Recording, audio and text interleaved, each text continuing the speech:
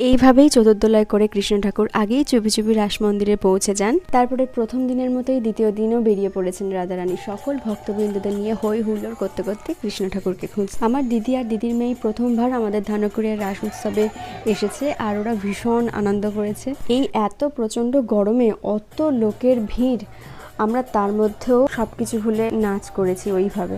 আসলে ওই সময় এত সুন্দর পরিবেশটা হয়ে ওঠে, এত সুন্দর সুন্দর গান হয়, তাতে নাচ তো আসবেই। সামনে থাকে সমস্ত ছেলেদের দল, ওরাও নাচানাচি করে, আর পিছনে আমরা মেয়ে বউরা থাকি। আমাদের গ্রামের এই 3 দিনের রাস উৎসব ঘিরে কিন্তু আলাদাই উন্মাদনা থাকে, কতটা থাকে তোমরা সেটা বুঝতেই পারছো।